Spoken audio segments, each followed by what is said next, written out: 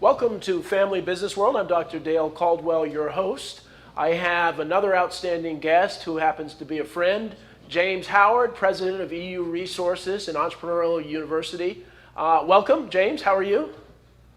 I'm fine, Dale. How are you? Good. So thank you so much for taking time to come on the show this morning.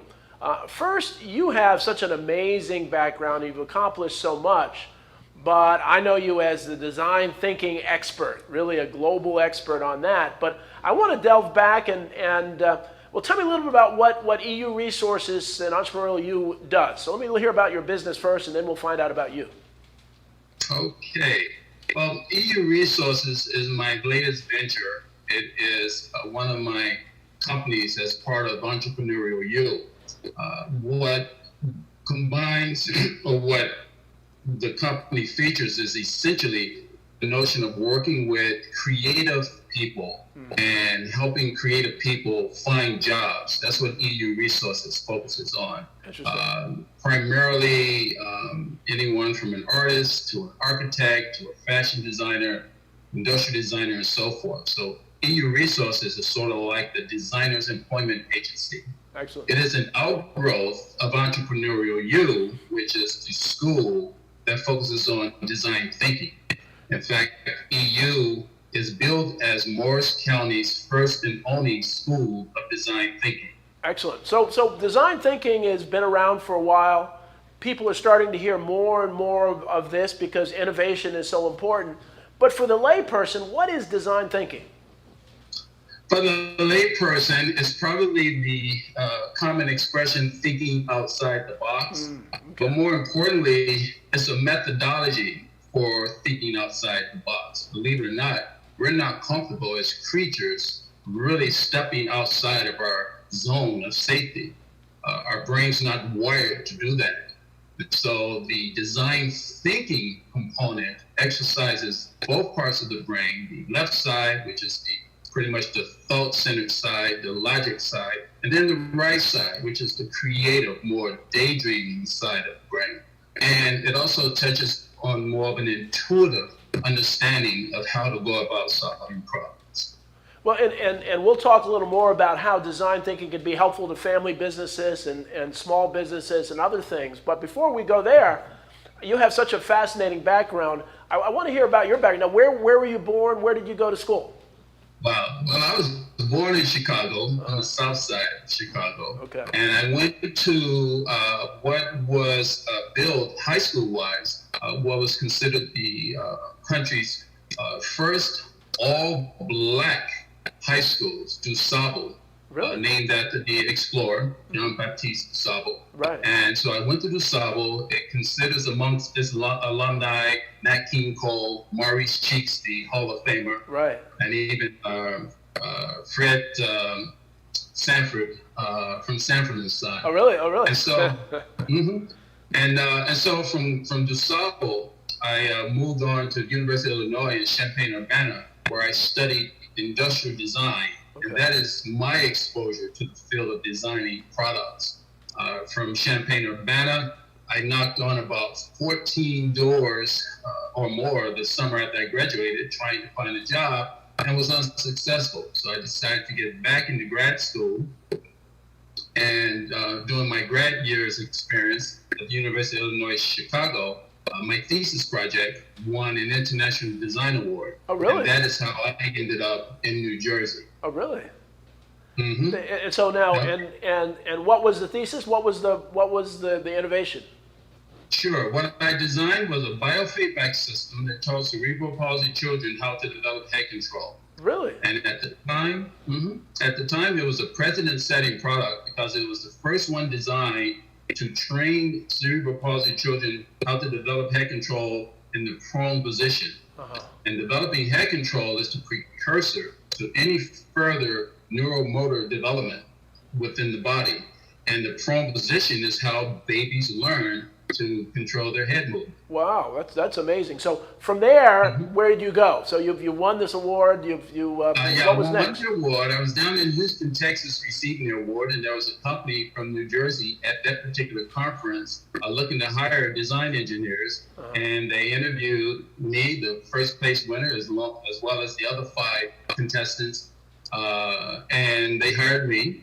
And so I hopped on a plane and moved to Jersey and haven't looked back. And what company was And, that? What company was that? The company was called Madak Incorporated. Okay. And Madak was the country's leading manufacturer of aids for daily living. So I spent 6 years with Madak designing products that help people with disabilities and impairments. Aids for dressing, aids for feeding, aids for reading, and so forth. And it was during that experience that I amassed probably about 8 or 9 patents. Wow. Of all sorts. Mm-hmm. 8 or 9 patents. That's amazing. And so, and you tell the story of people stealing patents, which seems to be a common practice here. Well, it's unfortunate, but it does happen. And one of the stories that I shared with you briefly was the one where when I left Madak and started my own firm, Howard Industrial Design, I had designed a blow dryer for Conair, which was precedent setting at the time, and it came with a round lollipop shape. In fact, it was affectionately called the lollipop blow dryer. And one of Conair's competitors not only stole that, and they actually convinced Conair's manufacturer in the Far East, who was manufacturing and had tools, the molds for making the product, convinced them to utilize the exact same tool to make the product. And so one of my competitors here on the East Coast had claimed the right to the product, and had even told one of my prospects that I was lying and that I made up this whole notion that I designed the product. And unfortunately, Dell, even sending the prospect a copy of the patent with my name on it didn't suffice. It didn't do the job. Wow. The prospect still turned away from the opportunity to work. Wow, that's some amazing stories. And so from there, you've done that, you've developed this work, and you use design thinking to come up with this ideation, these new ideas. Were you actually applying design thinking then? Well, the profession of industrial design is rooted in design thinking. Right. Okay. They are pretty much the shepherds of the methodology. And I was first introduced to it back in '76 as an impressionable freshman at the University of Illinois, in a course called Design Methodology. And this one particular text that I use even at EU called Universal Traveler sort of introduces the average layman to a soft systems way of solving problems and coming up with ideas. And so at its very core, design thinking has been part of my DNA for over 40 years now. Wow. And so, yeah. And that's why I call you the global expert. And so that book is called Universal Traveler, right? Yes, Universal Traveler by Jim Wagner. And so one of the reasons that I wanted to invite you on the show is that every family business is going through change in ways they've not experienced before. And so the design thinking process can actually help them get out of some of the chaos that they're in now, right? There's absolutely no doubt of that.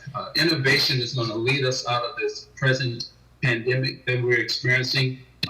Innovation will even lead us out of this present climate that we're living with the unrest. Right. And we're pressed as innovative thinkers. We're pressed even more so because of all of these global forces that's taking place. The unrest, in fact, that's taking place right here in this country has now become an unrest that is shared by other countries. So we have the unrest, we have the virus, we have a pure need for innovation, and design thinking can help lead the way. Well, and so before I get to, and in a little bit, we'll probably end up taking a break, but before I get to that, I wanted to talk about your other entrepreneurial endeavor.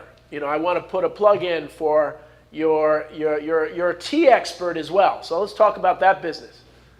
So people know you're a family business entrepreneur yourself. So Sure. Right. The Cozy Cupboard Tea Room. Okay. It's a president-setting tea room located in Morristown, New Jersey. And what's it called again? In What's it fact, called this again? Summer, What's it called again?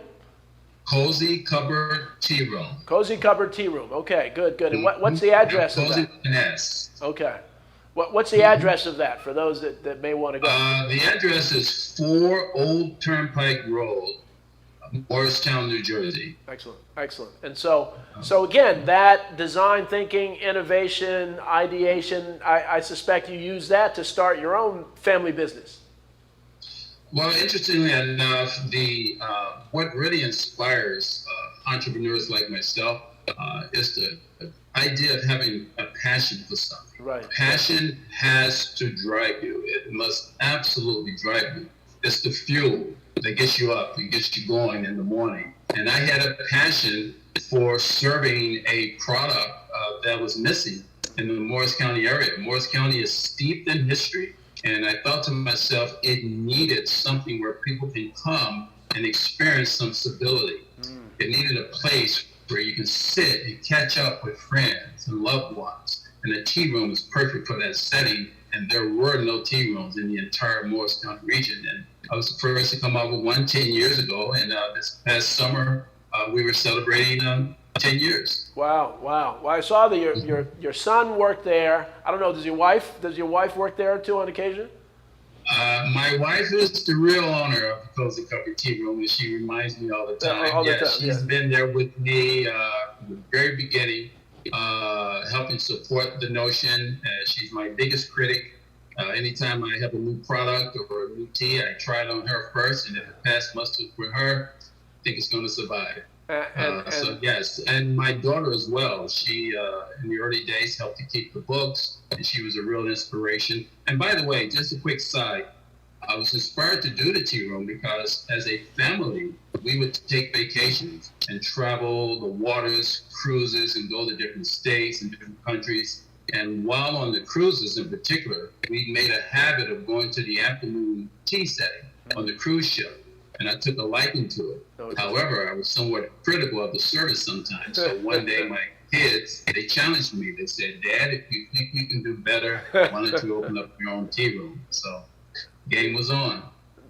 Well, and again, we've had, I had the privilege of having lunch there. And I mean, the artwork is beautiful. The design is beautiful. It really almost takes you, takes you back. And so, especially when we open up with restaurants and other things, it's a place that I encourage people to go to because, no matter how much stress you have, there's something special about that place that relieves the stress. So we're going to take a commercial break right now, and then we're going to come back.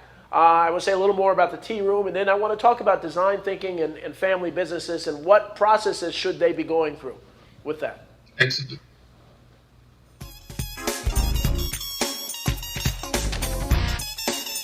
I want to be a contender. I want a warm belly to sleep on. A big house. How do I look? Do I look good? I want to play hard. My nails done once a month. I want. I want a home. I just want a home. I want someone to love. Last year, more than 30,000 companion animals came to us without homes. 20,000 of them were felines. Let's make some homes together. Hello everyone, I'm Mark Iorio. I'm the host of Rainmakers Roundup right here on RVN TV. The show is about looking for people who are in competitive businesses that are doing something different and unique in the world of sales and marketing. Join me right here on Rainmakers Roundup on Wednesday mornings at 9 a.m. and then again on Thursday evenings at 6:30 p.m. right here on RVN TV. Today's show is sponsored by Dr. Jacqueline. Take charge of your life personally, financially, and professionally. Visit drjacqueline.com to book an appointment today.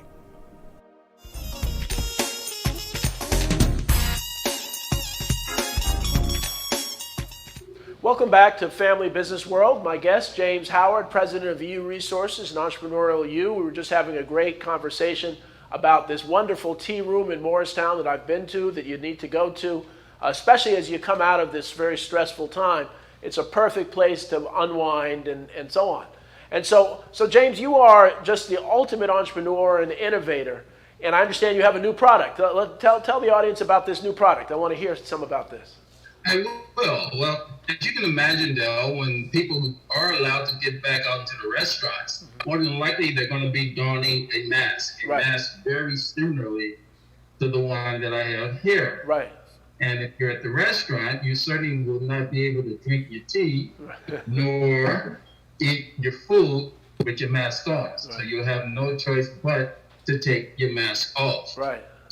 However, now people do have an option to continue to keep their nose protected by way of this convenient nose guard here, which will allow you to protect your nostrils and carry on with drinking your tea and eating your food. Yeah.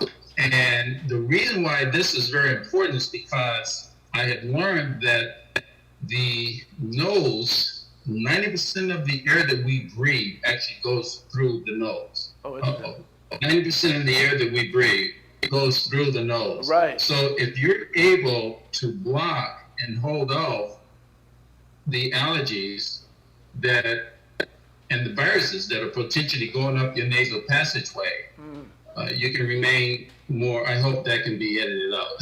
You can remain more protected. Interesting. Now, if somebody wants that, where do they get that? The nose guard is under development right now. Okay. And I have a provisional patent, which I've started on the nose guard. And it should be available hopefully within the next 3 months.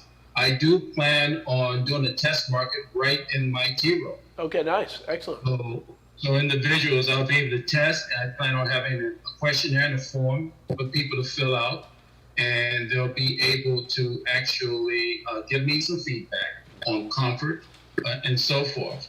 The option for, by the way, was if you look here at this clip here, that's a novel way to engage the inside lobe, right? So that you don't have to literally have. Okay, just give you one more idea here. It doesn't have to come apart. Just take the time. All right, so there you go. So that's a novel way to engage here in the inside lobe. You have a single strand here, and the intention, Dell, is to design it in nude colors that kind of blend more in with the face. Right. You know? Well, that's fascinating. You are. So let's talk about patents. You know, so you've had a number. How many patents have you gotten? I have about 18 patents. 18, amazing. Many of which are actually out saving lives every day. I have a patent on a cardiovascular delivery system device that helps to repair holes in infants' hearts. I have a patent on a neonatal pressure relief device that helps to resuscitate infants at birth. Wow. And I even have simple patents on household products like the blow dryer that I mentioned to you, and feeding spoons and things of that nature. Well, one of the things, the project that you and I are starting is, we found that there are a number of, there are just so many amazing inventors around the world, around the country. And unfortunately, we found that a lot of the black inventors have not gotten the recognition that they deserve. And so one of the things we talked the other day, and I had this idea of doing, the Black Inventors Hall of Fame, and you had an idea of doing the same thing. And so we are just in the process of developing the website to really educate people about the amazing inventions that have been developed by African Americans. You want to say something about that? Unfortunately, our recognition is oftentimes just reserved for that 1 week in February. Right. Contributions that African Americans have made to this country for more than 200 years now.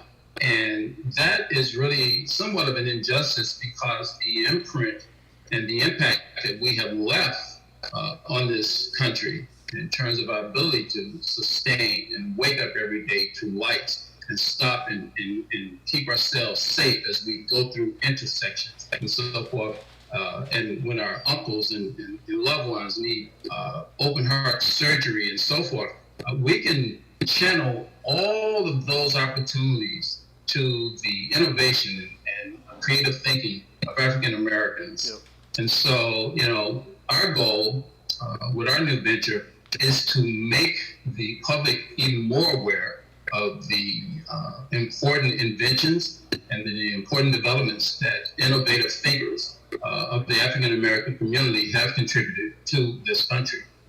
And it's large. It's absolutely large. One of the most prolific inventors that has ever walked the face of this earth happened to be African American, which is George Washington Carver. Right. Okay? Right. At one time, he was literally, I don't know if literally in the Guinness Book of World Records, but he was recognized as having the most patents of anyone. Wow. Okay? Wow. And this is what had prompted the Time magazine back in 1965 to label him the Black Leonardo da Vinci. Right. George Washington Carver.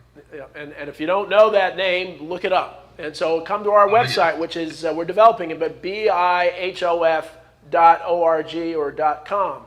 I also had started something called the Black Entrepreneurs Hall of Fame, BEHOF.org. And the whole idea is to really celebrate, not to put anybody else down, but just to really celebrate people who've gone above and beyond. I also started something called the Black Tennis Hall of Fame, .com. And so the whole idea is that there's so many, as we deal with some of the chaos and crisis in the community, there's an opportunity to really understand that this country is wonderful because people of all colors have had opportunity, but we need to celebrate everybody equally. So with that, as we go to the show, I'd like you to tell me, if I'm a family business, you're a family business person, I'm coming out of COVID, how do I use design thinking to begin the process of coming up with new ideas and new ways to survive? I would suggest to start with identifying what's in here. Mm-hmm. What are you passionate about? Right. And once you have that passion, then attach that to something that should also be part of your DNA, and that is empathy. Mm-hmm. Empathy and design thinking goes hand in hand. And at EU, we developed a core belief that there is good in everyone. And that is what drives us. That's what connects us to this empathy train of a process that we call perpetual optimism. Perpetual optimism. And the way to practice perpetual optimism is to, one, start with empathy, being attached to someone's pain points, someone's needs. That need could root right within your own family. It can be a loved one, it can be a friend, but embrace that notion that necessity is the mother of invention. Right. And then act on it. The acting part is very important, and in order to do that, you have to be instilled with creative confidence. And that is what we do at the school. We teach people how to get in touch with their creative side. And, and there's a lot of nice games and techniques that you can employ to do that. Something as simple as waking up one morning and deciding that you're going to take an alternate way home to work, and then driving on the way home, taking an alternate way home, back home. So, being creative is a daily activity that if you're not trained, like I was as a designer, that you can still embrace on a routine level. But Dale, make no mistake about it, we all have the capacity to think creatively. We just need to step again outside that comfort zone. Right. And having studied neurology during my thesis project, designing the biofeedback system, one of the first things I learned is that the brain is literally wired to protect you. Right. It wants to keep you safe and do things more logically. Right. And so if you just trust your intuition, trust your attachment to others' pain points, it's somewhat easy to step outside of that comfort zone and go for it. Yep. And to do, take on innovative projects. Well, and there's so many family businesses that have been successful and they've been doing things the same way, and all of a sudden they're thrown off their game because of the COVID pandemic. And so they need to kind of get this design thinking, which is brand new. So if they want to call you up and come to your school, what number should they call? How do they find you, or what website should they go to? They can go to EU2designthink.com, EU2designthink.com, and they'll have access to my website. And in in there, there's an opportunity to respond and request additional information, or they can also send me directly to my email address. That it will be jhoward8532@gmail.com.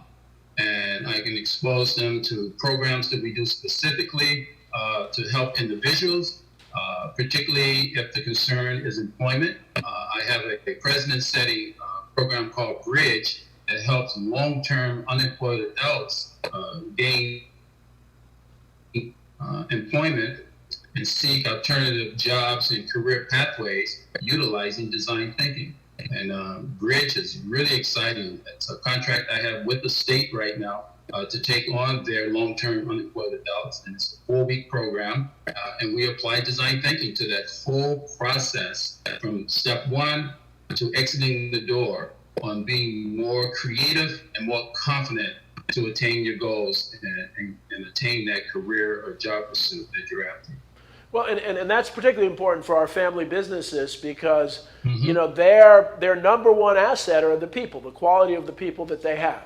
And so, so they can really reach out to really identify some high quality, experienced employees that can implement design thinking and bring innovation to a family business. So not only is this process where you can get trained in this process, but there are probably some wonderful people that come out of that. Well, we're almost at the end of time. I don't know if you want to have a last word, James, or this has been wonderful and very informative. Well, I just want to say, Del, how much I appreciate you affording me this opportunity to speak to the public about design thinking, to speak to the public about the importance of being innovative. Innovation, as I mentioned earlier, will lead us out of this crisis. And I don't doubt one bit, particularly as you and I begin to work on more products and projects, you'll begin to see the seeds of innovation, right in front of your very eyes in terms of what can happen when you put great minds together. And I am pleased that I have the opportunity to work with you, someone that I hold in highest of esteem, and it will be an honor. Well, thank you. It's an honor to have you on the show. It's an honor to work with you. So that's the end of our show today. Thank you for watching Family Business World. We will see you next week on our next show. James, thank you so very much. Thank you, Del. Appreciate it.